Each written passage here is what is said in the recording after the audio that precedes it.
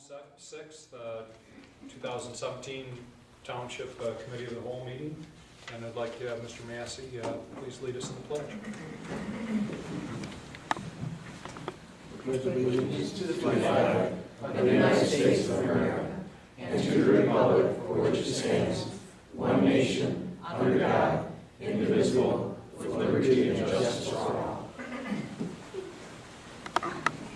We have with us this evening Trustee Clark Kent, Cal Mansour, Ken Thomas, Kathy Lane, our clerk, Joe Massey, our trustee, Dennis Limada, our superintendent, and David Laddie, our township attorney. And we need an approval of the agenda for Tuesday. I moved. Okay, is there support? Second. Okay, all in favor? Aye. Any opposed? Okay, with that, we'll go to public comment. Is there any public comment? Good evening, Mr. Hurt. Good evening. We need your address too. Oh, yeah, 7212 Porter Road. I promise I might not promise, I won't mess it up, I hope. Anyhow, how are we doing this evening? Great. Fine. Hope we take my comments constructively, and I really mean this. I'm going to get into item 7 on your agenda for Thursday. I believe we're doing some of this right now, or doing all of it, and the DEQ is making things a little bit more difficult, okay? And I'd just like to say, $100,000 we're going to be giving out for the next 3 years to do a project that we hope to come back to. $100,000 could go a long way in-house if we, feel reluctant to meet these new needs that the DEQ is putting out. So I want to try to shore up that our people in the DPW can do a good job, and I hope they're not afraid to tackle these new requirements by putting it out. And in your letter, in your packet, it says that in response to the quality response, for the DEQ, in the midst of the Flint water crisis and the KWA switch over. I've been to meetings with Jeff Wright, and he sees no change in water quality. Okay, so I don't want people to think that we have a problem related to Flint. I don't like that name in here. So anyhow, in the KWA, I think is going to do a great job. I just hope that, we're not afraid to tackle this job of what the DEQ is putting out. So anyhow, on the scope of this, it says that it's for what in your, you're going to try to approve, or may or may not approve, is $99,240. And I understand the first year here is $66,240, which makes sense to me. But on the next one, on year 2 and 3, and this probably could just be a typo, but it says the annual cost is $16,500, and the total contract price is $49,500. That's 3 years. That adds up to be $115,000. So maybe there's a typo in here or something. I just want to make sure if you do approve something, it is correct. So when we talk about outsourcing this, I just want to say, you can delegate the authority to take care of these water issues and do all this testing, but you can't delegate the responsibility. The DPW is still responsible for the water. This board is still responsible for what we do in this township. You can delegate the authority for somebody to do all this testing, and if they screw it up, you're still responsible. That's why I'd rather see us do this in the house if it's possible. If we have to train somebody for $100,000 to do this, let's do it in the house. So it's just a thought, a different way of looking at it. Thank you. Thank you very much, Mr. Hurt. Any other public comment? Okay, with that, we will move to our board presentation. And We have with us this evening our assessing department, and I think Ms. Salvati will be starting out and taking us through a presentation. Good evening. Good evening. For those of you that don't know me, I'm Becky Salvati. I'm the director of the assessing department. This is the entire staff back here. They'll speak later on. This is the assessing staff, and I've always had the motto, if you build it, we will come. So whether you want us or not, we will be there. We do re-inspections, we'll find it eventually. But these are the faces that you'll see out at your house eventually, either for re-inspections or if you build something new, it's going to be one of these faces. What we do, the assessing office annually reviews, lists, and values all taxable property within the township of Grand Blanc. The primary responsibility of the assessor is to develop the true cash value or the market value of property so that in proportion to this value, taxpayers may contribute a fair share of support for the community services received. The assessor and other staff members review and verify sales data from various sources. The Register of Deeds is the primary source, transfer affidavits, real estate websites, etc., to determine market value. Qualified sales are arm's-length transactions where the buyers and sellers are unrelated, knowledgeable, act in their own best interest, and are free of duress. Free of duress is the big thing that people leave out when they bring forward sales, saying this is comparable. The assessor supervises all the regular and special assessment roles for the township. We currently have 3 roles. We have an ad valorem role, that is the bulk of the township role. We have an IFT role, which is a specific role, and those are for any abatements that you have given to any property owners. Primarily, it's for industrial properties, and we do have quite a few of those. And then we have the land bank role, which is a 550 role. We get 50% of the taxes for the first 5 years after somebody buys property from the land bank. And we also review all the local businesses and review their assessments for their personal property as well. So we administer the principal residence exemptions, transfer affidavits. We aid the residents with financial hardships when they're, the bulk of our hardships are senior citizens, older senior citizens. We assist with the border review or the Michigan Tax Tribunal.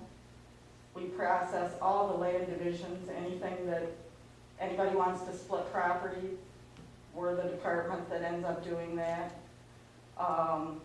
We administer the property tax incentives, those are the abatements. There's quite a bit of paperwork that has to be done, it has to go through the state. We have guidelines that we use, and you are the board that approves those things. We assist the township treasurer with taxes, special assessments, and balancing the roll.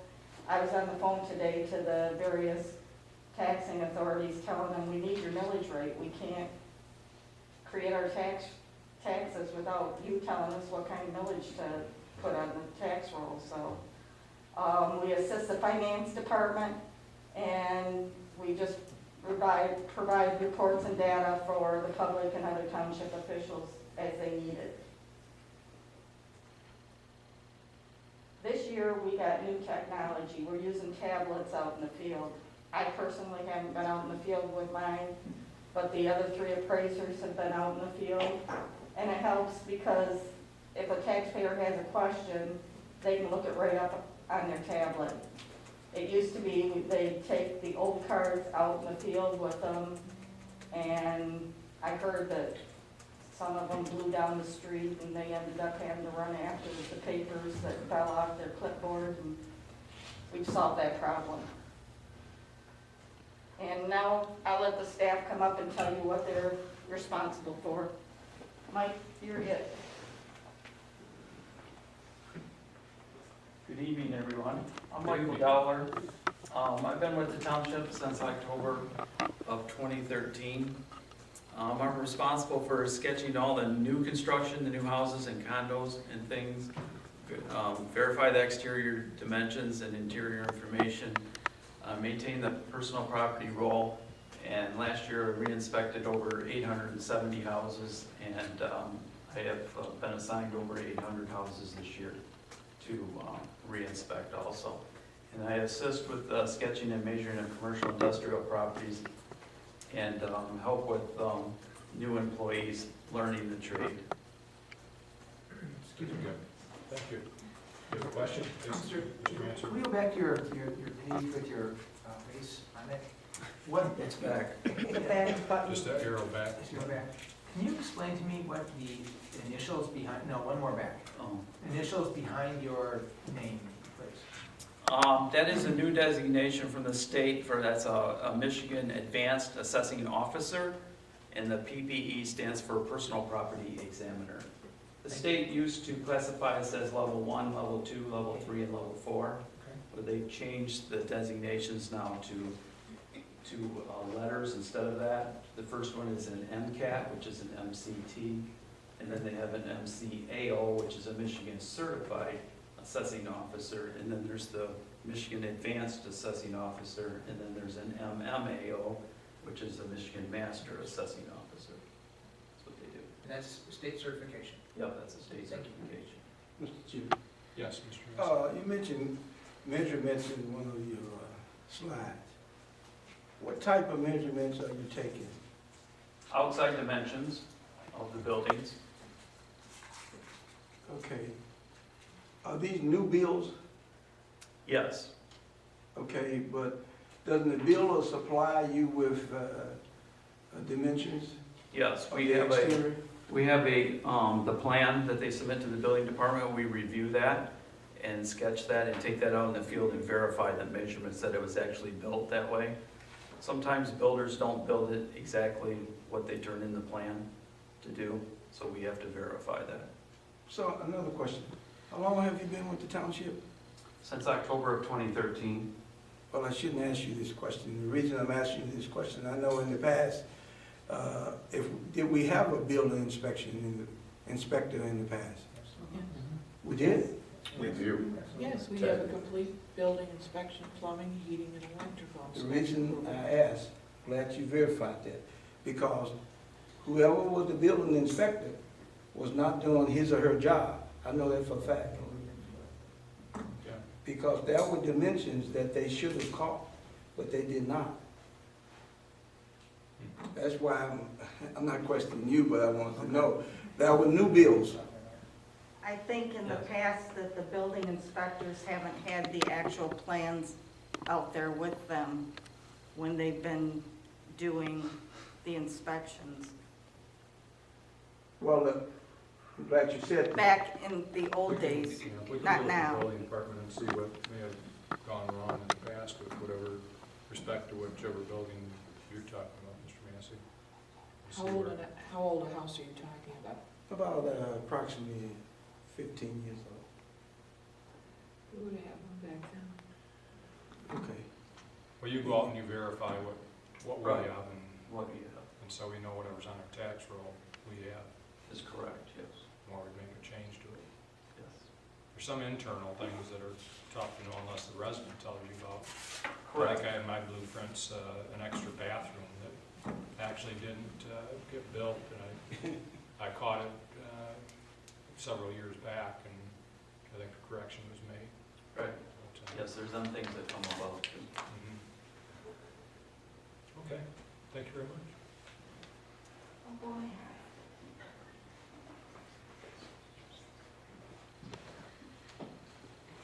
Hello, Hello, welcome. my name is Diana. I've been with the township, been with the township for 30 years, been in the assessing department for 21. My primary responsibility is taking care of the needs of the taxpayers that call in and come in. I process the deeds, transfers, affidavits, and principal residence exemption affidavits in, what am I doing now, sections 7 through 36. I help the residents that are filing for the disabled veterans exemption, poverty exemptions, help them get their paperwork together, answer just, just general questions that they have. And help train, new people, trying to get, them up to speed, so that we don't leave a gap when I decide I'm ready to go, but, which won't be for a while, but, let's see, trying to think, everything I do it so automatically, I don't think about it when I'm doing it. And I just try to help out in any way I can, whether it be a taxpayer or a coworker. What did I miss? Poverty and disabled. Yeah, I did say that. I do the poverty exemptions, disabled veterans exemptions, yeah. So, Very good. Okay. Scott? Yes. Diana, based on the level 1, 2, 3, 4, I guess, because so I can associate, what are you then with the way it was classed before, what would you be considered? level 2. Level 2. Level 2. And that's what the MC, that's the difference between MA and, okay. Yeah, gotcha. and So- it's in Michigan certified assessing, yeah. Okay, very good. Thank you.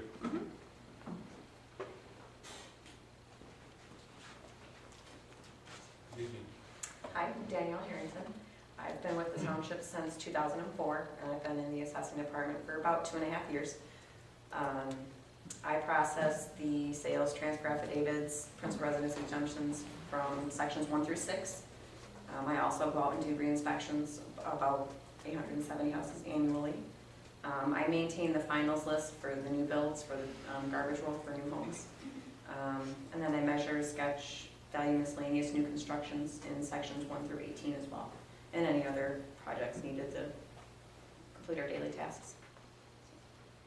So the sections, how many sections are there? 36. How many? 36. 37. Okay. Any questions? All right, thank you. Thanks, guys.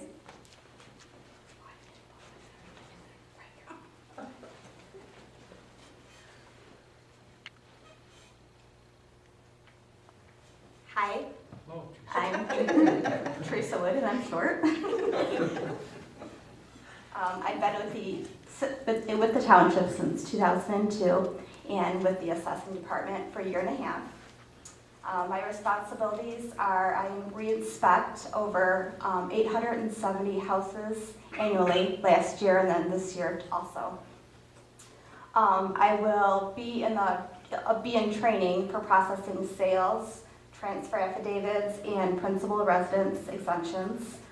I measure, sketch, and value miscellaneous new construction in sections 19 through 36. I entered building permits into our assessing system. We did 725 last year, and I will be learning the lighting rule for special assessments. Can you walk us through what typically would happen when you show up at a house to, Sure. the 870 that Sure. you do? So, I mean, is it like a half-hour process or no, 5 minutes? Or but it's usually about 5-10 minutes, depending on how long they'll talk to you. So Okay. you'll go up to the house, you'll take a picture of the exterior of the house, and then you'll look at your field sheet, Which is a tablet now? Or? which is the tablet, which is really nice. And you'll look at the windows, the roof, the siding, and then when you'll go up to the door, you'll knock on the door, and hopefully somebody will answer. And then you'll ask them the questions: how many bedrooms they have, how many bathrooms, if they have a finished basement, if they've made any improvements to the kitchen or bathroom. And then after, you'll go around the back and check out the back of the house to see if they have any sheds. Make sure everything that's on your card is what's actually in their yard. So what if they're fenced in, you can't go around the back? If they're fenced in, then when we get back to the office, we look at the pictometry Okay. to see, We look at the pictometry to see, you can kind of look and see what's, and then sometimes people will call, because we'll leave, if they're not home, we'll leave our tag. And then we also send out letters stating that we're going to be in the area. And a lot of people will send their surveys back, or they'll call and say, hey, we missed you, we want to go over some stuff with you. Questions? Mr. Chair, Yes, what you Mr. call it, Pictometry or something? Pictometry? Yes, is it current?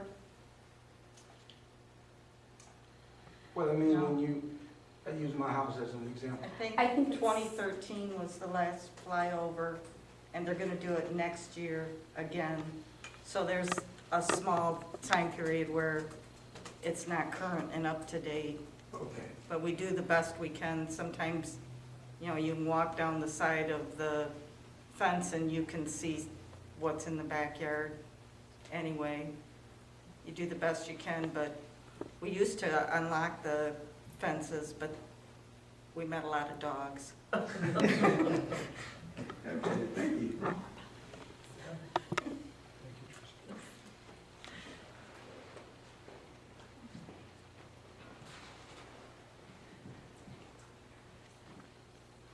All right, this is directly from the county. This shows the ranking in SEV for all 28 municipalities in Genesee County. You can see Grand Blanc Township has the highest SEV in the entire county.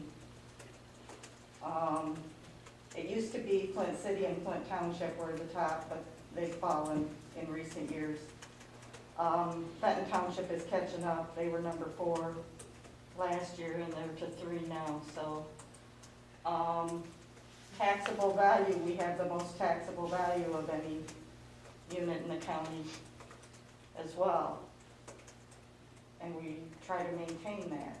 So it looks like the other townships and cities have a lot of taxable value to catch up with us, but you never know. When we do our assessing every year, we start out with the vacant land sales.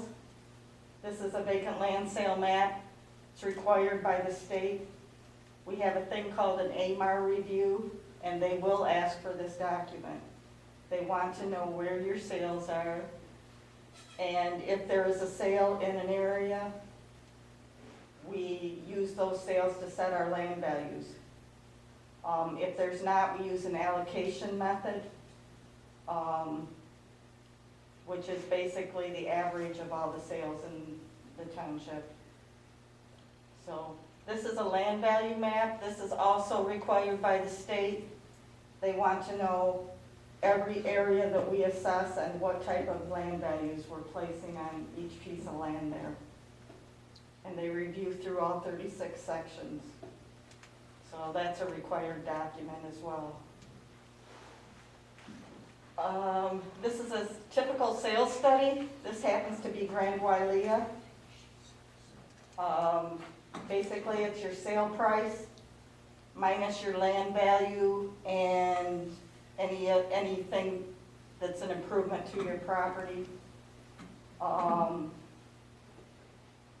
Gives you the building residual value, and then it's costed against our cost manuals, and it comes up with an ECF, which is an economic condition factor for each neighborhood. So for this one, it would be 0.81, brings it down that particular neighborhood into the market value for that neighborhood.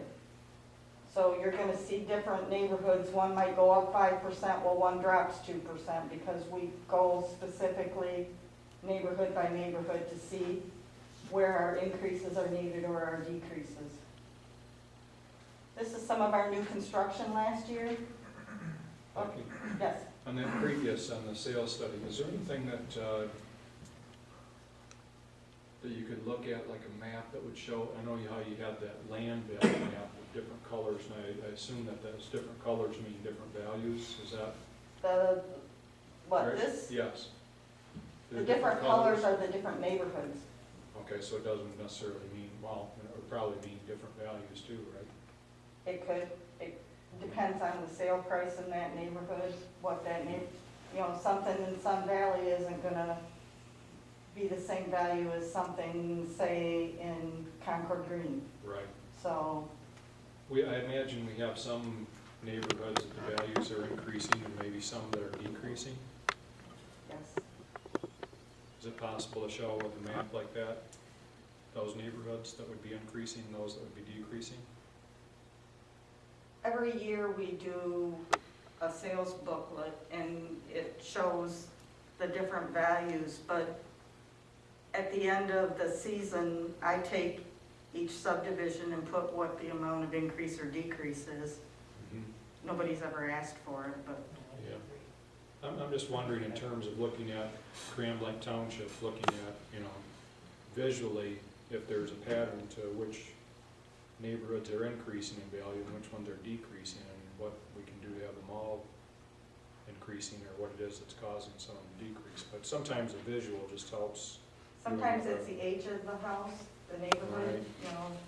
can never tell from one thing to the next, but, Right. Mr. Kevin? I don't know if this, are we kind of doing the questions as we go, or should I wait till the end, or? Which would you prefer? I don't care. Okay. Becky, back at, a couple slides back with the taxable value, 1.2 billion. Do you know offhand what we were in, what was it, 2009? Was that our, kind of our low point, or 10? 2007 was when we started dropping. Well, it started, but it didn't hit bottom until, I don't have that number specifically, Okay. but I'm thinking it might be about 7% less than it is now? I think. Okay. I've got it hanging in my office. We could so get I'll you a that, yeah. copy of it. I would just be curious, because we know that land values aren't, property values are not back where they were at that point, so that would, the difference has to be then new growth, right? So that Well, would be we've got a interesting. few things that have happened that we didn't anticipate that have offset some of our new construction, so. Well, if we could get just a summary of that, and that would be great, I got the okay, sheet in my room. here's what our land, here's what our taxable value was in our low point, here's what it is today, and then, what are the big hitters, the 3 or 4 abatements, or tax appeals, whatever affected that, right? And that'd be kind of nice to know, just like you're saying about the kind of the. I got that sheet in my room, I can run it off. Well, as soon as okay, we're if you done. could, that'd be great. And, okay, I'll just wait. Thanks. Mr. Lehman, we're about 20%. What was the figure? Yeah, last year we were at 81% of where we were at the high point. We were at 81% of where we used to be. Just for now, I think we're still like we might be at 82%. We came up slightly last year. We've had a positive growth for 4 years. For the last 4 years in gain in our taxable value in SEV, but I think Becky will probably make these points later, and I don't want to steal your thunder. Which is amazing, considering what we've been through. Yeah, well, when you say 82%, is that just 82% of what was existing? We're at 82%, or you're talking about? We're at 82% of where we were, Yes. and that's after you've added in All new growth? all the new growth, Okay, all yeah, new that's what I commercial, mean. all new residential. And the reason that we've even been able to gain that Yes. back, because we were lower than that Yes, at one point, yes. we've made some inroads over the last 4 years, is only because of, Grand Reserve was a big one, Pulte Yes. coming in and building the homes that he did, and being able to push out over 100 new residential homes every year for the last several years.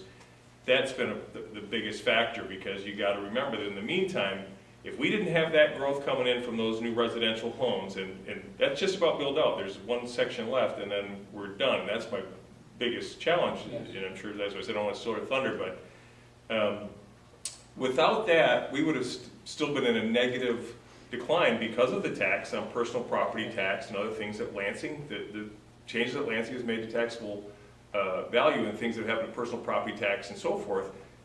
We wouldn't have been able to post the last 4 years positive without the new builds that we had. And it's kind of scary knowing that it's coming to an end. If we don't get like Tech Village or some other area to greatly expand, there's a very real possibility that we're back into a negative decline on taxable value, which will really impact our revenue stream. Mr. Chair, Yes, Mr. Mason. what does SEV stand for? State equalized value, it's supposed to reflect 50% of the market value overall in the township. Taxable value is the number that you pay taxes on, and that's limited to the cost of living each year. So can you explain, when you said neighborhood increasing in value, Mhm. how does that work? Well, every year we get a sales study from the county, and they'll tell us where we sit in relationship overall to 50% of market value, because every year we're striving for 50% of market value. So if we come in at 49%, we have to raise if it's 49% in residential, we have to raise our overall assessments 2% to be back at 50. So every year we have to adjust back to 50. So when in 2007 through 10, as we were in a falling market, we were adjusting downward because we were over 50% of what the homes were selling for. So it has nothing to do with the value of the home in a given neighborhood? It had everything to do with the value of the home in a neighborhood. Based on the sale of the homes in that neighborhood? In that neighborhood. So you might see that, just as an example, over in National Estates, they might go back 5%, and somebody that's sitting in, let's say, Hillcrest Gardens might go up 5%. It's all due to the sales in that particular neighborhood. And so, I think before she gets away from this, it's an important distinction between assessed value and taxable value. So, we have to come up with that true cash value is what they're doing when they go out there. We have to follow the prescribed methods from the State Tax Commission. They tell us how to find true cash value, and that's where she talked about making sure that, arm's length sale, they wasn't under distress, all those things. And that assessed value has to approximate, that SEV, that state equalized value, equals 50% of true cash value. So that assessed value has to change. She has to work those assessments by neighborhood to make it match up so we're close to that 50% number. Remember that in a market, though, say we started suddenly after all this years of drop and our assessed value really starts to climb up, housing values skyrocket, and our assessed values go up and up and up. What does that do to our taxable value? You're limited to whatever the cost of living is that year. Last year, we had 0.9% increase. The year before, it was 0.3%. I'm expecting it's going to be something less than 2% this year. So in a down market, what happens to our taxable value? It goes down with the assessed value.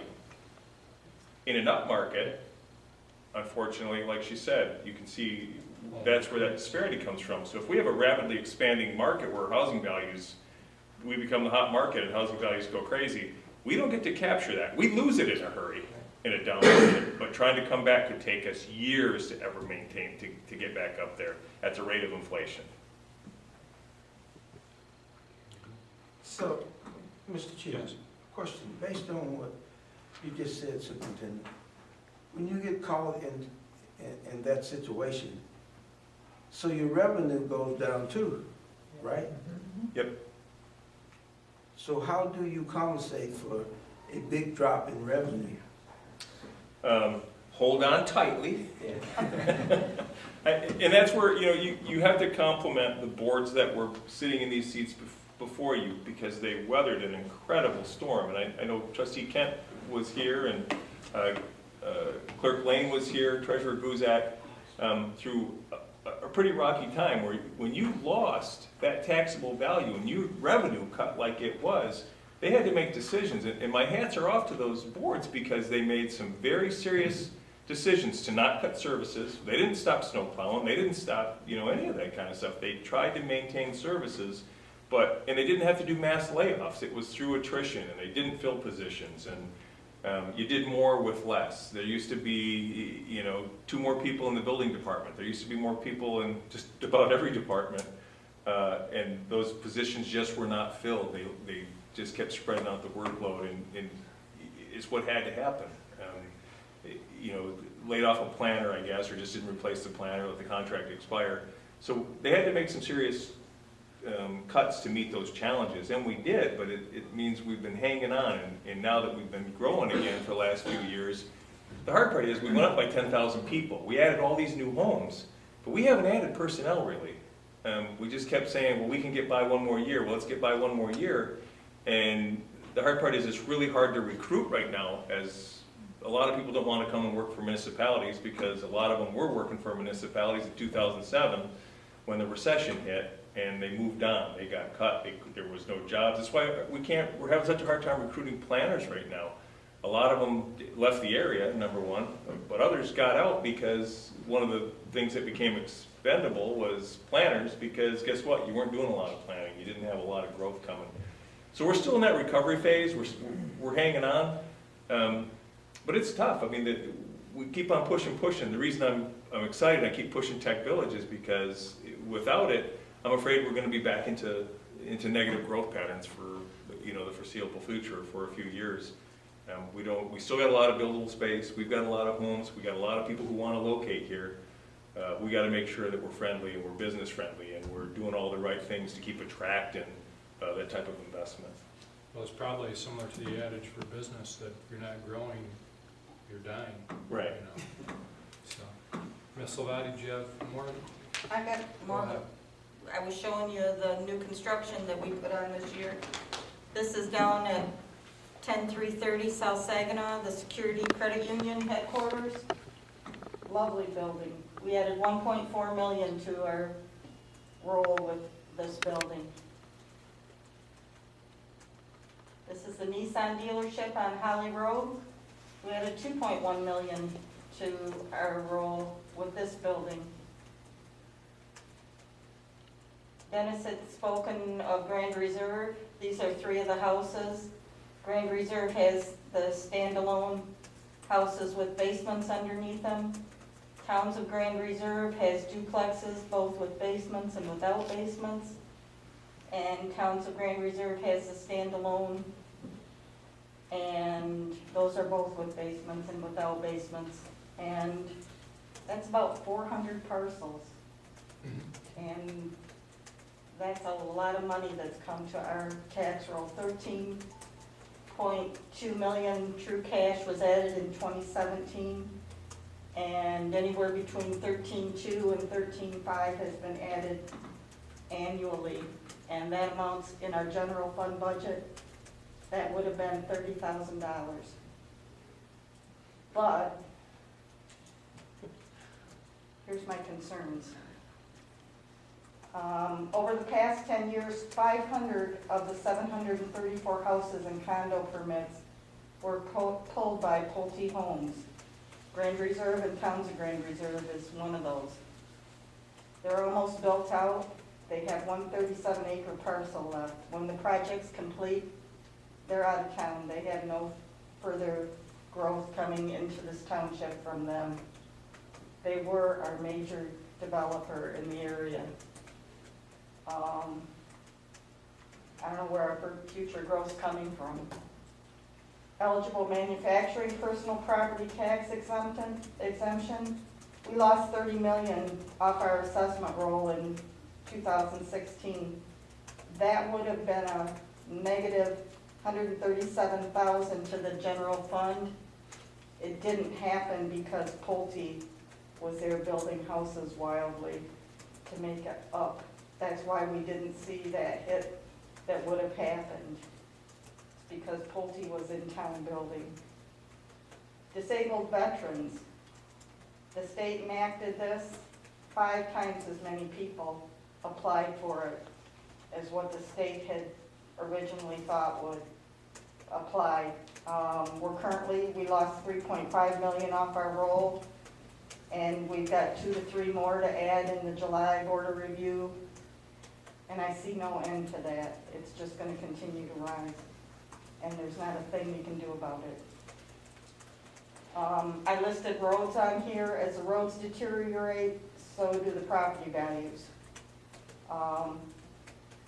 We've seen as much as a 20% drop in one of the neighborhoods that have bad roads right now. Obviously, paving helps to preserve the values in our property. You know, we get asked all the time, well, how much value will it add to my property? It's not that it adds value, it just preserves the value. So, but we have positive signs as well.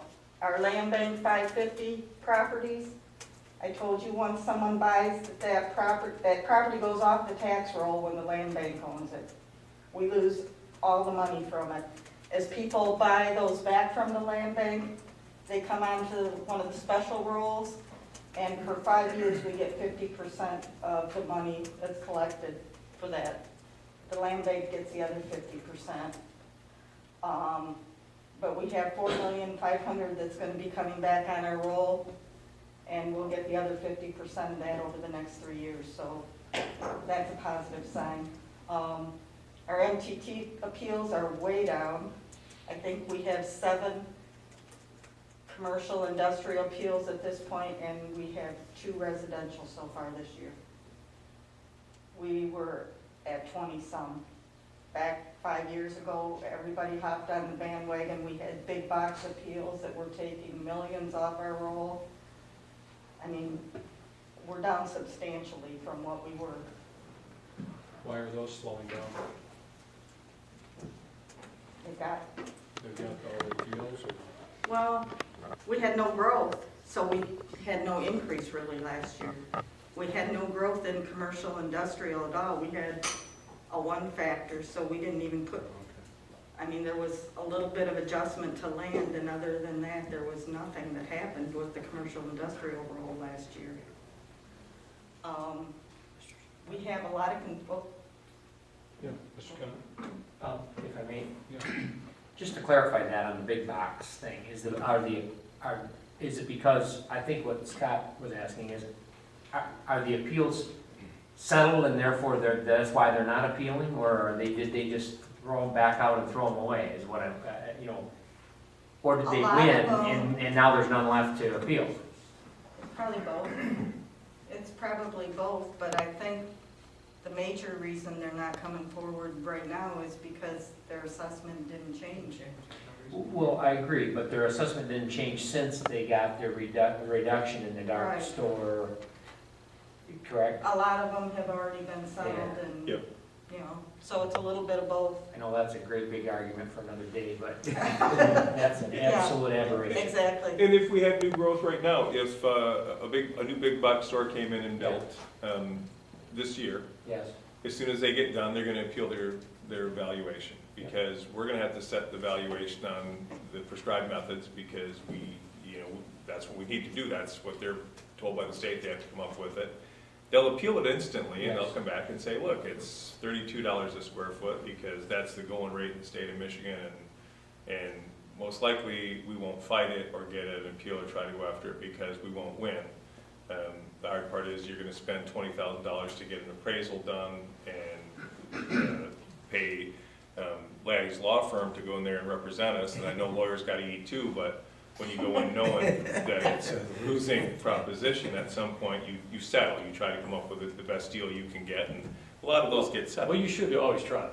No, Yeah. but it wasn't, just to your point on big box, it wasn't just big box, it was commercial, it was industrial, it was across the board. When you saw those tremendous drops in value, Yes. people then came to have that redeemed in the taxes that they paid. And so you saw the drop in value, and then for subsequent 3 or 4 years, you saw our tax roll just taking a beating, because everything's ending up in a tax tribunal, it's being reduced 30% by the tax tribunal and through resolutions. And here's the thing that's interesting in the tax tribunal. We are maybe, Becky, are we about 6.5 mils or something for Grand Blanc Township when you consider all our extra votages and things like that? Yeah. We are, when a petitioner goes to the tax tribunal, they're appealing about 53 mils countywide? So their incentive, whatever the amount they're trying to reduce, we're 6.5 mils and 55 mils. So they have tremendous economic incentive to appeal, and all the burden falls to us to defend it. So even though we are roughly 10% of the bounty at stake, all the defense falls to us. And if you have 6.5 mils, and that's roughly $6,500 per million taxable, roughly. Right, but the appeals we're seeing now are peanuts compared to what we've had. Well, in yeah, the because past. we've hit the dip, and now we're hopefully on the way back up. But if you're trying to defend $1 million in taxable value, you're defending roughly $6,500. And if you're paying an appraiser $3,500 and then testimony, and then you're paying the law firm the really, really, really low rate, you can see that it doesn't take much to find yourself upside down. It's been very difficult, and your assessing department has worked very hard through the years to try to minimize those losses. And it hits hard, and then it doesn't come back, as Becky points out, it comes back really slowly. And it isn't David that does the taxes, it's his father, Lyndon Laddie, who was our attorney for many years, just so you don't It's all his beat fault. David up. Yes, don't beat David up. One of the things I was speaking with Mr. Laddie and Mr. Lehman earlier today, Ms. Lane, is I want to have a pie chart, and I think I've seen it somewhere before, that shows the sliver. You know, we collect all these tax dollars, and I think many individuals think that we get, you know, majority of that pie, and in reality, we end up with a sliver of that whole pie that we're collecting. And it would be good, I think it would be helpful for people to understand that when they're complaining to us about the roads needing repairing or whatever it might be, that the lion's share of that money ends up every place but here at the township. And the sliver that we have to work with, we can denote, you know, what things we have to try and cover with that amount of money. But I think when people see the tax bill come from the township, they just assume that lion's share of that's coming right here. Yes? Through you to Mr. Laddie. When you said, you know, we own the cost of that, are there no mechanisms for recouping any of that back through the other eight? You know, like you said, 91% really of all the taxes go somewhere else. We just collect it. Well, and the schools have a mechanism where they're reimbursed for whatever loss whatever reduction they incur. And so they're not actually feeling that out of pocket. The state's making that up for them. The county agencies not only do they not participate, but they can't participate. And I know that there was discussion a while back where we were trying to get some partner efforts from Genesee County to aid in the cost of the defense of these things, and they just said we just haven't been able to do it. And so we're carrying, again, we have the burden of the defense and only a small piece of the pie. Yeah.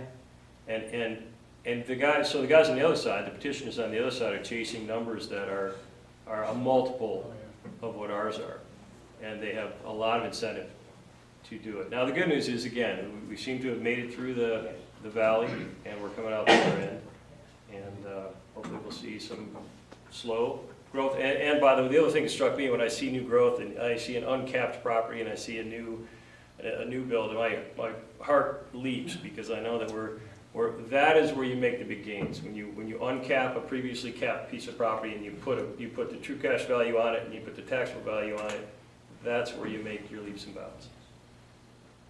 And to uncap a property, it would be a property sells and the following year it uncaps up to the assessed value. Right now they're saying there's a low inventory in Genesee County, so we're not seeing quite as many sales as we normally would, just because there isn't that much out there to be sold. So It's probably a good sign top properties are selling I quicker, think right? last year, with it being 0.9%, we still saw a 3.6% increase overall. So that would have been our new construction, our uncappings, whatever omitted property they found during re-inspections, plus the 0.9%. So it's a combination of everything. But Supervisor Bennett? Well, you were just on that topic. So what is the taxable value looking like for this upcoming year, change in value? I think they said it's going to be less than 2%. Less than 2%. The last time I looked, I think we calculated it at about 1.9. So it's still very, very low. I think the highest we ever went was 4.4%. We've never hit 5% as the most it can ever go up, and we've never hit that. So, but we've got a lot of new construction coming on for 18. We still have growth down in Grand Reserve for the time being. There's an assisted living facility next to the highway on Hill Road. That's going gung-ho.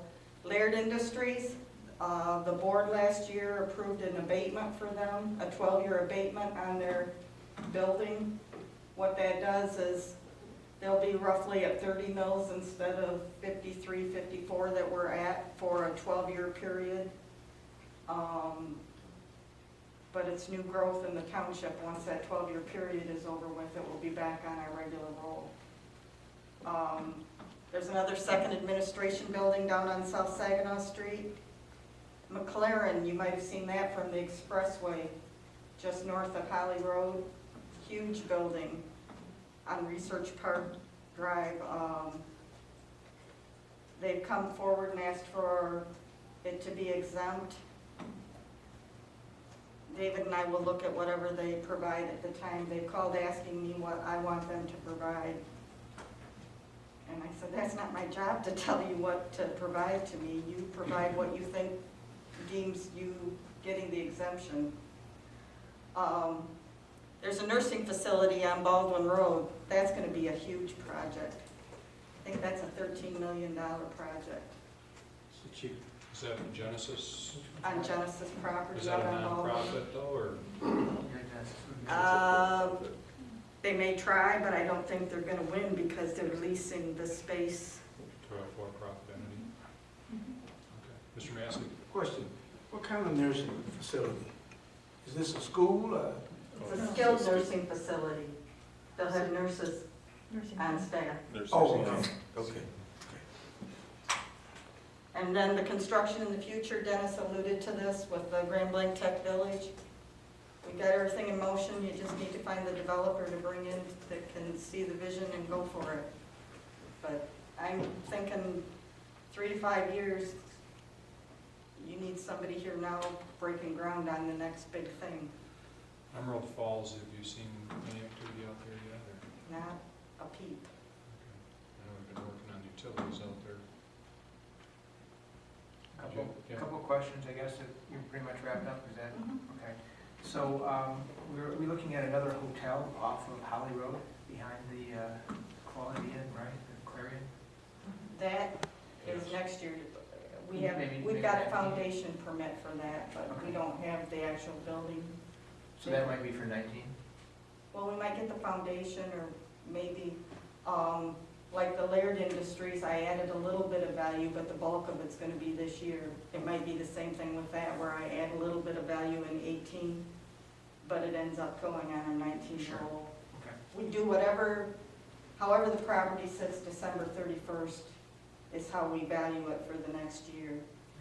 All of these, they were in the works, but there wasn't really Sure. anything to add last year, but they were in the works at the end of the year. So I have a question about, so if I'm a property owner and I have, my piece of property all of a sudden has some kind of income generating element to it, like for instance, a cell tower put on it. It would, then my property is not vacant, it's not farm, it's like it's generating some income. Is there some way that the township looks at that and assesses it differently? Yes. We would consider that cell tower to be a building on leased land, Okay. and the person that owns the cell tower needs to file a personal property statement with us, and we will put it on the roll, and we have to do it annually. Okay. Couple more questions if I could. Sure. So you mentioned earlier on that the guidelines that you use to evaluate buildings and things are ones that this board authorizes. Oh, for the industrial facilities Right. abatements? Abatement. Yes. Okay, it sounded broader to that, but nonetheless, when you're out and doing your duties, do you ever have an occasion to benchmark the guidelines that you're given to work with versus, the ones in the surrounding communities, just to understand whether we're, kind of in the ballpark or whether we need to? Well, what happened, we have a BSNA module, and they build in the rates for us.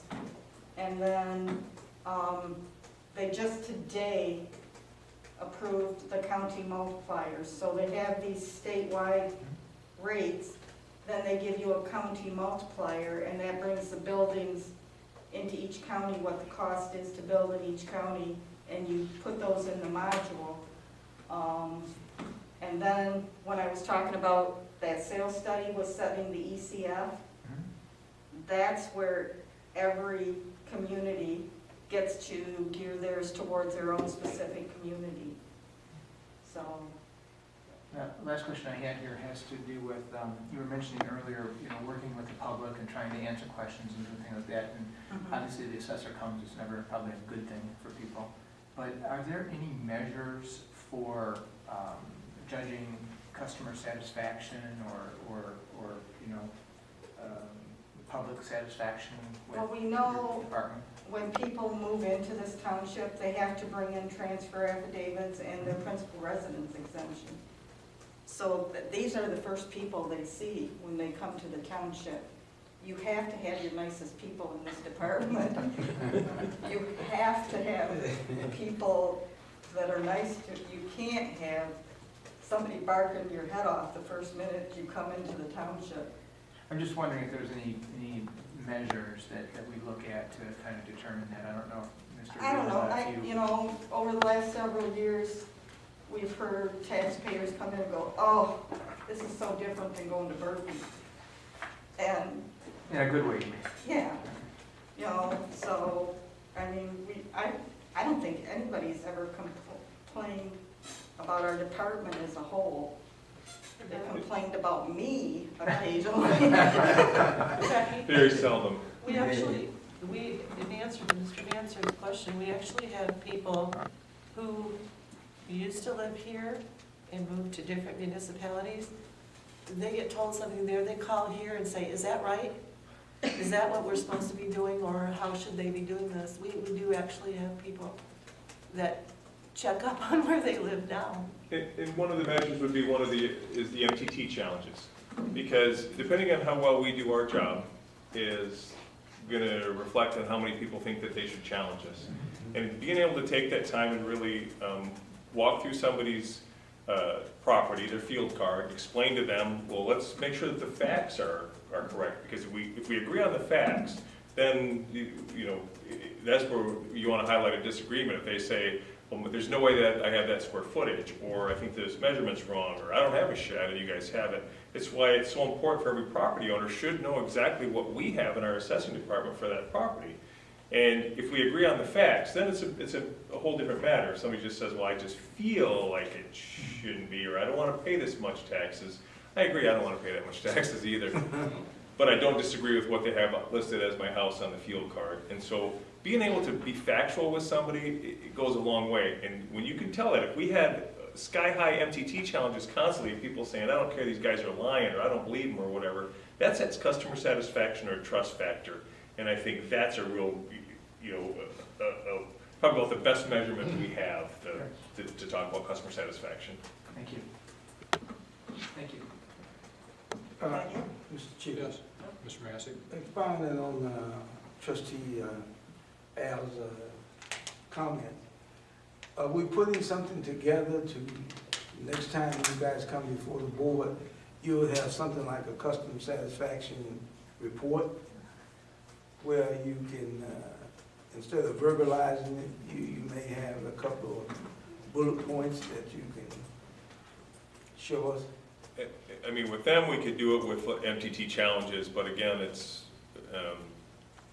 not exactly fair, but at the same time, it would be if you compared it to, prior years, or if it compares to other communities on how many challenges we experience. I mean, it's not a firm measure, but it's how to, without putting a survey together and asking people to fill out a survey card. That's not good. Nobody likes their assessment. The angry people do. You can always go to Yelp. But I get a lot of good comments, and I think that's telling when somebody takes the time to let you know that they appreciate the opportunity that they have in their assessing department. And hey, I agree because I don't think my house is valued that much, but you know what? At least they explained it to me, and I get a lot more of those than I do get complaints. And the one complaint I got on Becky last year, he called a few months later and asked me to rescind it. He asked me to take it. He said, if you put that in your personnel file, would you please remove it, because it was my misunderstanding, not hers. It might be something to explore, you know, and we can, you know, look at it, but some kind of comment card for the township as a whole, you know, in the vestibule area out here. It wouldn't necessarily just have to be for our assessor's department, it could be for any kind of township service, and people can give their comments. I'll tell you that one of the best ways for you guys as elected officials to do it is every time you have an opportunity to speak with one of our residents or business owners is to just ask them point blank, how we doing? Sure. Yep, You'll get the instant feedback. good point. Anything else, Ms. Levine? We just had the last page saying that we try to stay abreast on anything that's happening at the State Tax Commission that will impact the township. And they just did a slew of bulletins today, so I'm sure they're coming down the pipe. But, One of the things that you mentioned earlier in the presentation was streets and roads bringing the value of houses down as much as 20%. That, you know, we have had neighborhoods before us that decide not to pave their street because it's too expensive. And so the roads actually end up just, they aren't really getting better on their own. They get worse and worse. but over time, we see that it starts affecting the cost that they're able to receive, the monies that they're able to receive when they sell their home. Because people look at it and say, hey, I can see within the next 2 or 3 years, I'm gonna have to put a bundle of money into this road. Yeah.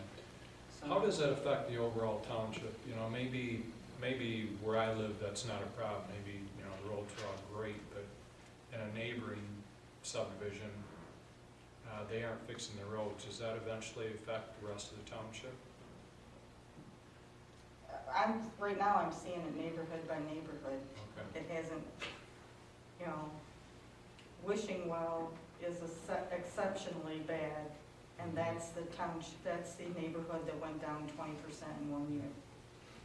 And, Because my thought is that if, even though, you know, maybe my subdivision doesn't want to pave their streets, it begins to affect the township as a whole if the subdivision doesn't fix their roads. Maybe it's because just if there's conjecture. enough of them that are bad, people say, I don't want to go into that community, they don't fix their roads. Right. So, right now, the biggest growth is down in Fenton Township. And we don't have lakes, so we've got to find another way to sell ourselves. So, whatever we have to do to make ourselves look desirable to people. We've lost a lot of high school kids. They get educated here, they go to college, and they don't come back. We got to find some jobs for them to get the young people back. So, Okay, any other questions? on the board? Okay, thank you very much to your whole department for your presentation. thank you. Nice job, Becky. Yeah. You just throw it on the floor. We'll see you next year, maybe.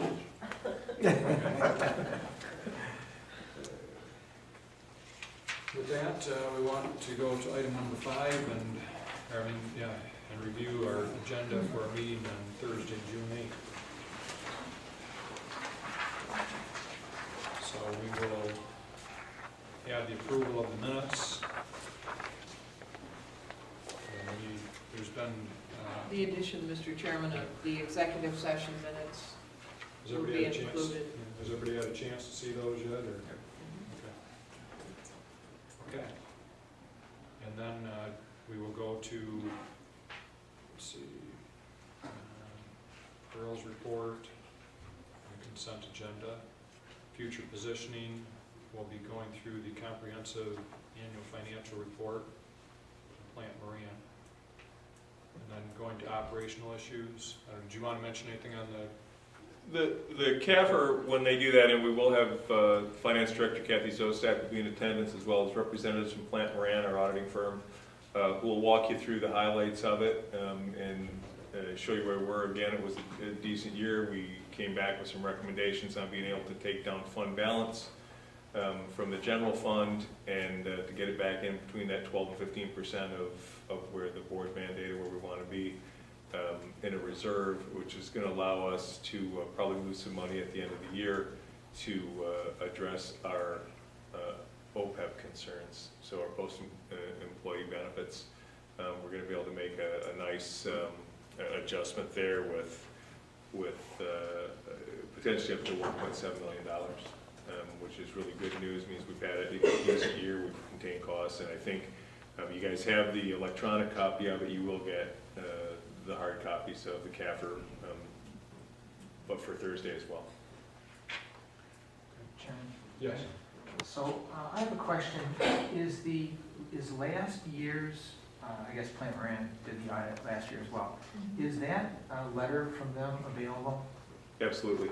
Last year's letter? Yeah. You want me to just, if I got electronically, I'll send it out, I'll scan it. That would be great. I'm just trying to walk year to year, kind of what we saw this year versus last year. Thank you. We may have an addition to the agenda, and I apologize, we don't like last minute things, but we may get something that we add in for Thursday. There's a young lady, young girl in our township that may be wanting to close off a cul-de-sac for a party for her. And so we're waiting to see if the road commission will approve it. It'll come before our board on Thursday, see if we can do that fairly quickly. We'll explain that, but I just want to make sure that you're aware that it may show up on the agenda for Thursday. Under our operational issues, board will consider a motion to approve a 3-year contract with HydroCorp to conduct the Township Cross Connection Control Program. It's regulated by Michigan Safe Drinking Water Act and Township Ordinance. Mr. Sears, you'd like to? I would love to. Good evening, everybody. Good evening. Before you have actually a couple proposals from HydroCorp to conduct our cross-connection control program. We do this annually. The township's been doing it in-house for several years. It's become more and more of a burden each year as our staffing levels change, as more regulation comes down from the DEQ and the EPA. It's becoming increasingly more difficult to conduct this. Basically, just to give you a little bit of brief background, and I apologize, I wanted to include some educational material in on this because I'm sure a lot of you don't know what cross-connection control or backflow prevention is, but it's basically the control of contamination that gets back into our drinking water. You'll only find these right now, they're regulated in high-risk businesses and industries. The hospital, Genesis, has over 100 of these devices in there. You'll find them in all the medical offices. Most commercial kitchens will have them. And basically what we do is we have to go to a certain amount of these businesses every year and inspect the device, make sure it's there, make sure that it's properly installed and that it's been inspected by a licensed plumber who actually comes out and tests the devices. We do generally about 680 of these every year. That's all of them. We're only required to do a fraction of them every year, but the township has always gone above and beyond with this program just to ensure that we're with 100% compliance. What we're proposing here is to hire HydroCorp to do this program for the next 3 years. The first year they will do 100% of the devices. That includes organizing the program. Right now we have information in our department that's kind of spread out in 2 or 3 different software packages, and we've had 2 or 3 different staff members that have done the program in the past few years. So HydroCorp has offered to come in, kind of bring everything together, organize everything, and really run the program in its entirety for the first year. The first year, I believe, is the one that's $66,000. It's $66,240. After that, year 2 and 3, we're going to drop the program back down to the state minimums. After doing the program, every business, every year for so long, we've discovered that we're really not getting any benefit from it. It's taking a lot of staff time to go out there and do all of that. It's taking an inspector, somebody off the road doing regular water and sewer maintenance, and clerical. It's a huge burden on our clerical department. So we're proposing to drop that down to the state minimum, which is the standard in the state of Michigan. Very few communities do all of the devices. We Could be the only one, I don't know, but there's nothing wrong with that, basically. It's an acceptable practice, really across the country. The cost for those 2 years is $16,500 with HydroCorp.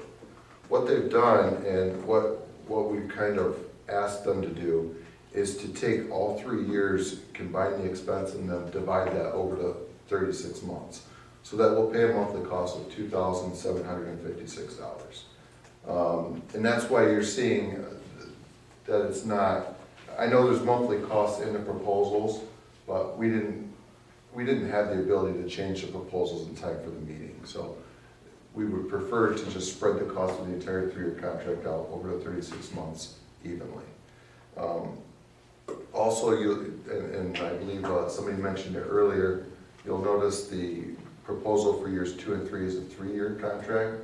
These are 2 separate proposals that we're kind of piecing together, combining. So it is, a proposal will be signed with the accurate amounts, accurate timeframes for this to get done.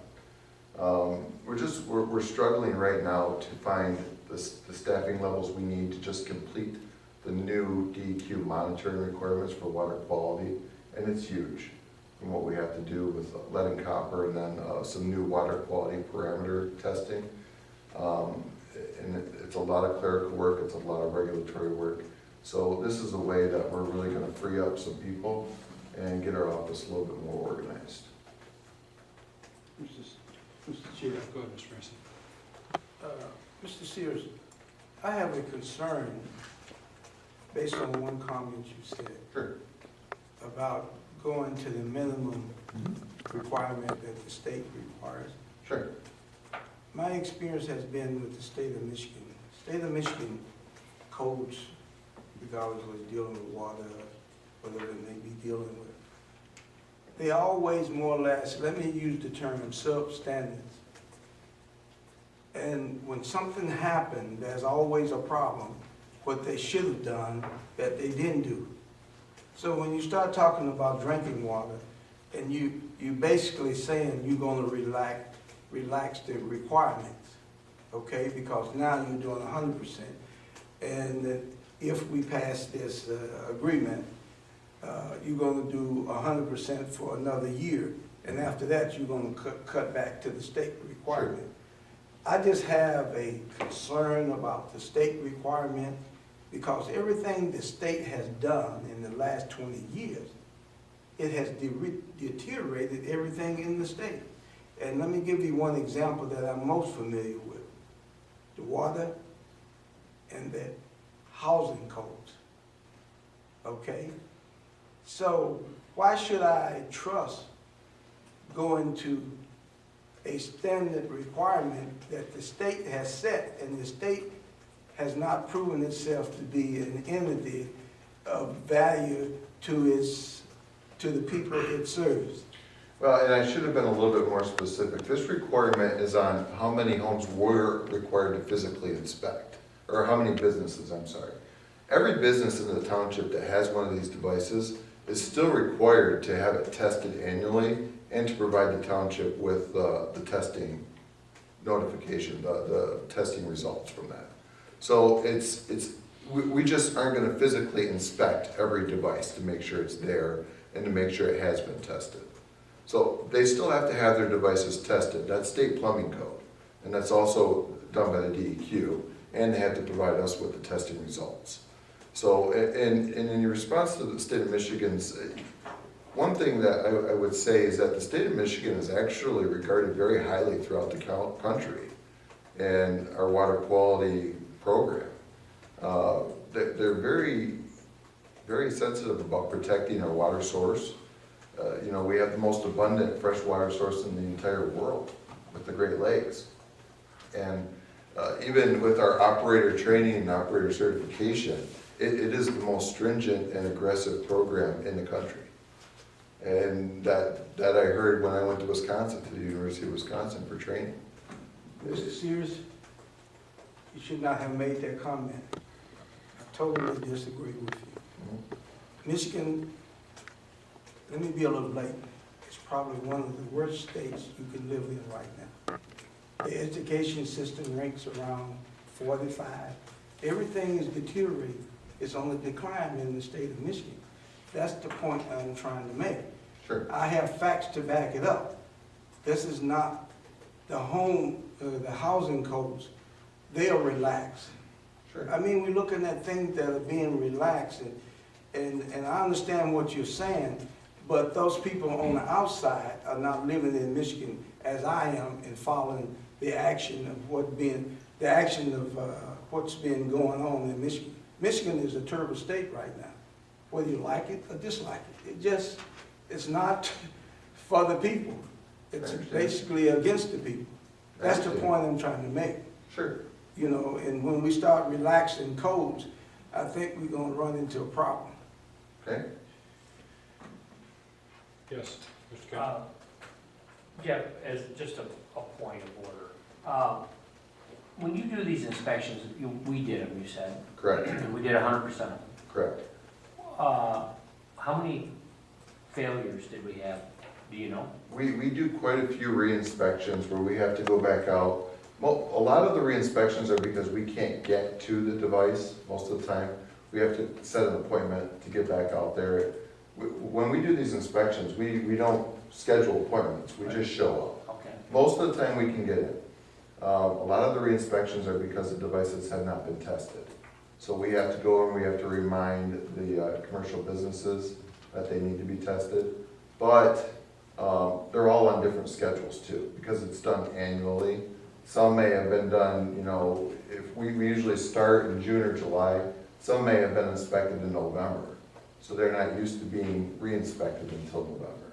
So it's kind of a burden to spread the program out so long. Okay, then, if we were doing 100%, and then our thought process here is to go to the second and third year doing whatever that comes out to 30% or something like that, or Yeah.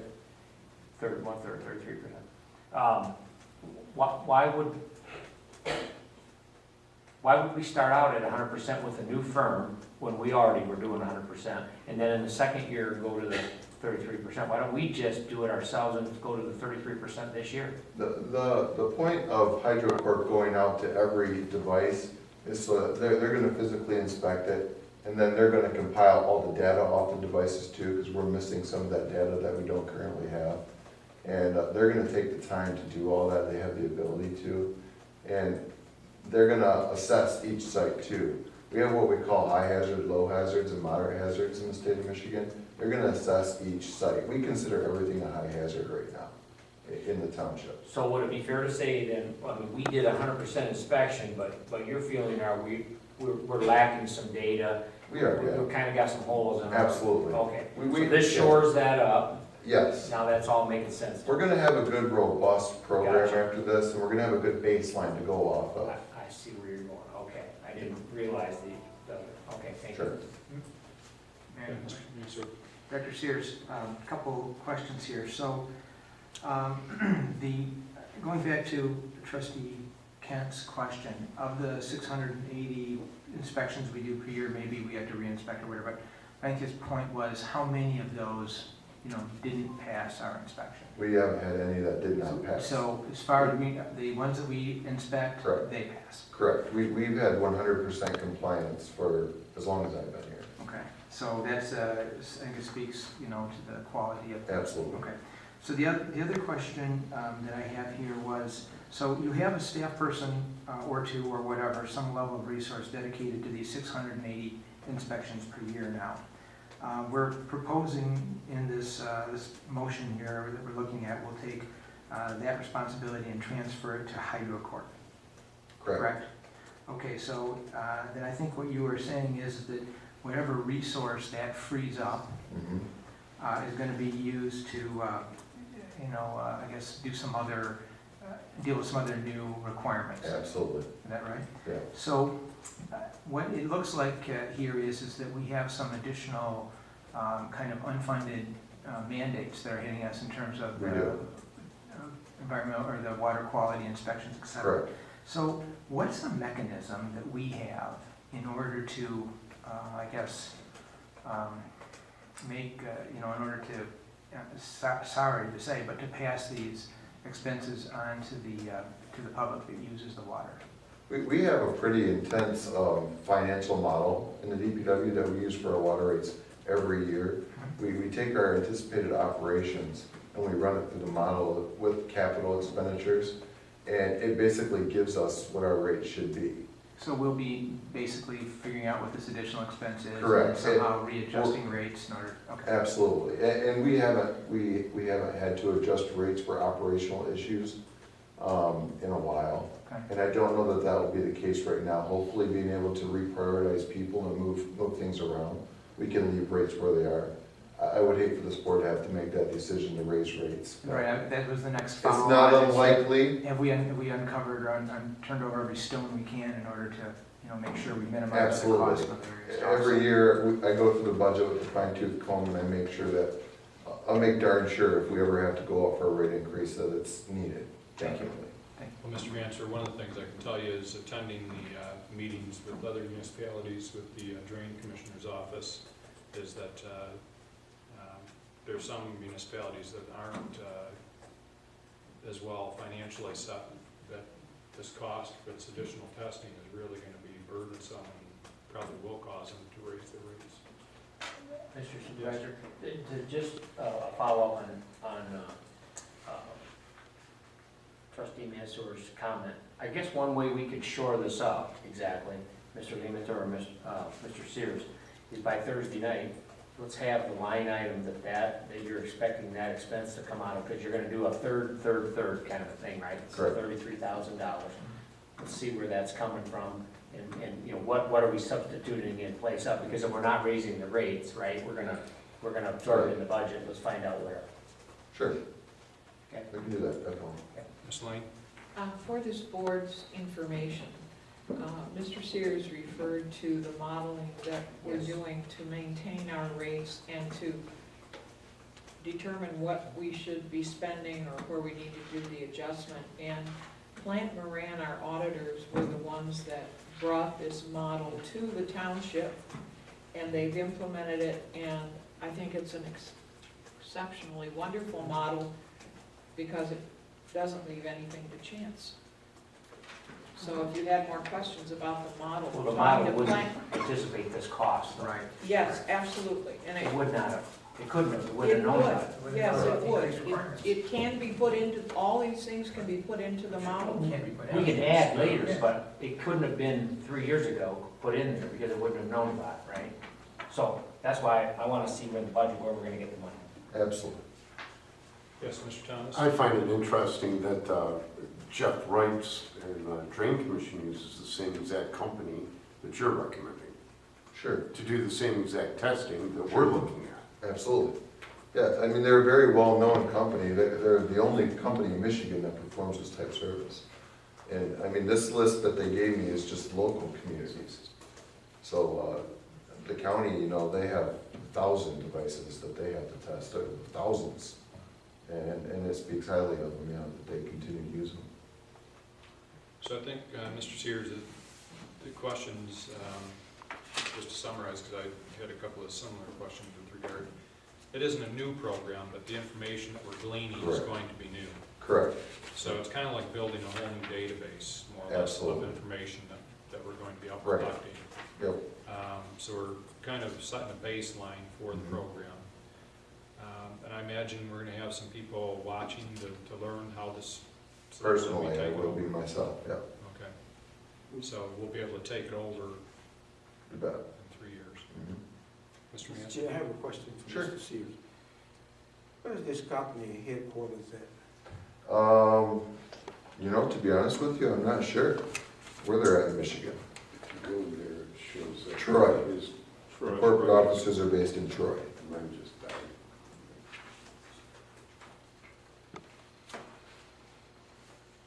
It's in our packet. Yeah. But unfortunately, my laptop just died. Okay, any other questions? All right, well, I might as well stay here, right? Will do. The board will consider a motion to approve the 2017-2018 City Works Software Annual Support and License Agreement for an amount not to exceed $22,000.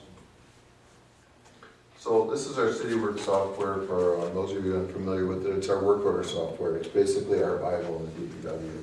It's how we track every job that we do, every asset that we have. It attaches every work order to parcels. It's a very valuable tool that we have. We just went mobile with it. As you might have read in my board reports in the past, all the technicians have iPads now, so they can go out in the field. When they're with the resident, they can look up the work order history, they can bring up the utility maps, they can see where fire hydrant's supposed to be, what number it is, so on and so forth. Extremely valuable. It's working out very, very well for us. We've been using the software for a long time, so it's very highly regarded, and it's like it runs our department basically. So this is the annual renewal for the licenses and the computer software maintenance. Mr. Chairman, Yes. is this an updated version? This is the most updated version that they have, correct. We just updated this last year. Actually, we just put it into service about 2 months ago. So it is the most updated version possible that they have right now. When you get a license agreement, receiving a license agreement, in that agreement, do updates come with it? Yep. Updates included? They in the update it agreement? monthly. Our GIS department updates it. With the assistance of Azteca, who are the ones that actually do sell us the CityWorks platform, but yes. It comes with updates, and they also maintain the servers. All of our information is stored on the cloud, if you will. It's on offsite servers. We don't maintain in-house servers for this anymore. The servers we had were getting old and fragile, if you will, so we just elected to go with cloud storage. Were we using paper before We were absolutely using paper in our, we would go through, sometimes 20 to 30 work orders a day, and now it's all paperless, so. Mr. Stevens, a question. Yep. What guaranteed the security of the data? The CityWorks has obviously all the firewalls and everything in place, and they have people monitoring the system 24/7. So the security of it is very high, I believe. I'm sure of it. The security is probably more robust than what we had here in the township. Everybody is susceptible to viruses and hackers, but I believe our data is probably more safe now than it was before. And this is a nationally known. Correct, yeah, it's used across the world, CityWorks is. Okay, anything else on? So, Mr. Sears, what you're saying is that the program's working perfect, you're absolutely happy, and you needed $23,000 for the new, 22 and change for a new license agreement. Correct, it's the annual renewal. So we probably shouldn't give it to you then. You don't have to, but it would cripple us. Well, as a point of sales, in my business is a lot smaller than yours, I paid $13,000 a year. Sure. Understandable. Okay, are we ready to move on to the next item? I want to pontificate. The board will consider a motion to approve a resolution to release, relinquish, and remise the sanitary sewer easement on the Blanc assisted living property on Pagels Drive according to the property description and location and the documents that were provided.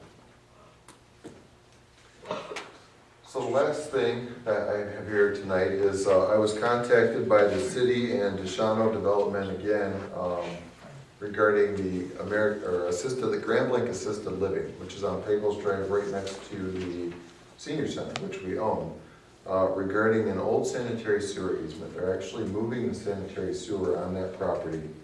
And the old sanitary sewer easement, for whatever reason, the township was included in that easement. There is no rhyme or reason why we are on that easement. We don't own the sewer, we don't maintain the sewer.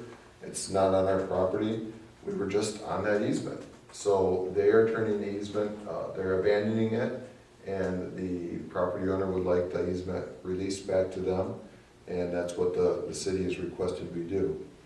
So that would be my recommendation. We will not be on the new easement because there's just no need for us to be on the new easement. maybe a silly question. When Roe and those were doing our, all the sewer mapping and planning, there may be, I'm asking this, has that been discussed with them? They don't see Absolutely. that in any future need or whatsoever? Not in the city, because the sewer is in the city. Well, no, what I so- mean is it might have been a piece of township property needing to access a piece of township property. So, Mr. Laddie, do you know your agreement with this abandonment? I am, and again, with the understanding that there is no current or future need for us for that easement.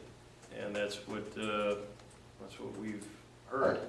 I went up the chain, up and down, and I That's what I'm asking. haven't found any reason to have it. Yeah, So. very good. And we have a very good relationship with the city, so I'm sure if there were the need in the future, which I don't see, we wouldn't have a problem getting that, but I really don't see the need for it. Mr. Chief, please. Yes, Mr. Massey? Why are we involved in the first place? Nobody knows. I went to the oldest, the most senior employee here in the township, I went to Parks and Rec, I went to Row Engineering. Nobody, the city doesn't know, their engineers don't know, their attorney doesn't know. Nobody knows why we were on the easement. They think it was probably because of the ownership of the senior center, but that's just a guess. Mr. Mansur? Yeah, Director Sears, question for you, same topic here. So, we don't own the property.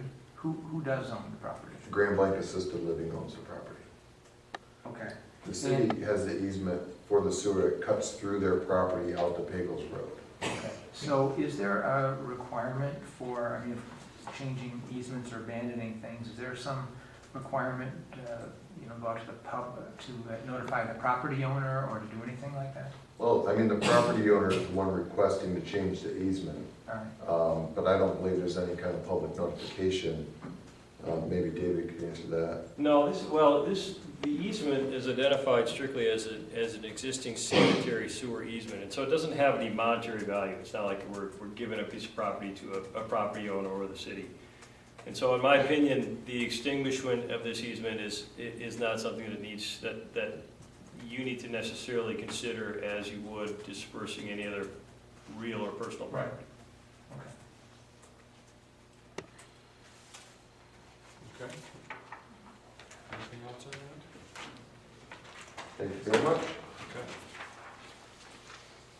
Okay. Excuse me, Director Sears? I'm so sorry. You're all right. Well, what would happen if we don't grant the release of our easement? Then the easement just stays there, and the city will probably keep asking, and the developers will probably keep asking, but it would just remain in effect. They apparently want to build on that property or something. I'm sure in the future it could affect the footprint of their buildable space. But they knew this going into it, correct? That I don't know. I don't know. This is a kind of a new development that they're moving the sewer. So I don't know if the plans have changed, if they're adjusting the parking lots or what. But before, whenever I first saw the plans, the repositioning of the sewer, I don't think was included. And I think they would have brought it to us when they asked for the storm sewer easement. But yeah, if it weren't approved, then the easement would just stay. But They must want to move it for some reason, though. Other than- usually we release easements when we abandon them. So there must be a reason for their request, but I didn't get that. When you look at the map, it's right in the center of their property, and the proposal is moving it over. to the side. I could see maybe a future use kind of a thing, whether there's something on, presently or not, but it does knock out the whole front end of that property. But they knew that. Well, at the time, maybe it was their only, choice. Right? That's where it was gonna run, and that was it. And then obviously, we didn't do anything with it, so, Maybe they're growing and they need more space. yeah. Mr. Mansur? Director Sears, just in your report, just a couple of things we haven't touched on here. Sure. You mentioned in there that there's a Taco Bell and Hill Road development that's in a permitting stage. Mm-hmm. What is that? On Hill and Fenton Roads, they're building a Taco Bell there and a strip plaza. Oh, Hill and Fenton, Okay. correct. Okay. Across from McDonald's. Okay. Oh, yeah, okay, yeah, okay. And the other thing was, you mentioned in your DPW asset management, there was some statements in there about, how much your assets are under control and the whole progression of getting those in there. Correct. Do we have any benchmarking of other municipalities when it comes to the asset policy?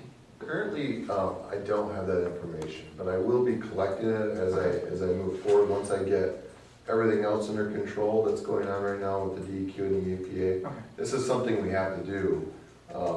It's required by the state and by the federal government. So obviously I went to the classes in Wisconsin. I gained a lot of knowledge. I gained a lot of connections with other communities. Okay. They also gave me a lot of material there that we can use for policies and draft documents and so on and so forth. It didn't So- seem urgent, I just wanted to kind of put that out and. Sure, absolutely, yeah. We'll definitely be visiting other communities and what they have. City of Saginaw is a phenomenal program. Thank you. Absolutely. Okay. With that, our future agenda items, we consider that. I think at this point, we'll go back to our regular agenda for committee of the whole, and I believe Mr. Laddie or Mr. Lima, we wanted to consider executive session. Well, I think that you've been given an item to consider regarding a collective bargaining agreement for Mr. Limita that he'd like you to look at we'd like to have a closed session on Thursday night if we can. And then my item that I sent to you, my written attorney opinion, we could consider that as well in the closed session. On Thursday. Correct. So I think we're good for tonight. That sound good? Okay, I think that wraps up what we got on our agenda. Mr. Kent? Mr. Supervisor, I'd like to make a comment that the assessing department as a whole, that I think it was a great presentation to yourself, Mr. Lehman, about the electronic communication devices. It was pretty nice to watch them do presentation and be able to look at us because they were actually looking above you instead of having to turn and kind of look over to the side all the time. So it just makes a more professional presentation. So I think that's kudos to this devices, and I think they did a great job. Yourself included. Oh, great. That's easy. Motion to adjourn. Second. Okay. You're not done. We'll let you stay. Yeah. All in favor? Aye. Any opposed? You just gonna do some work.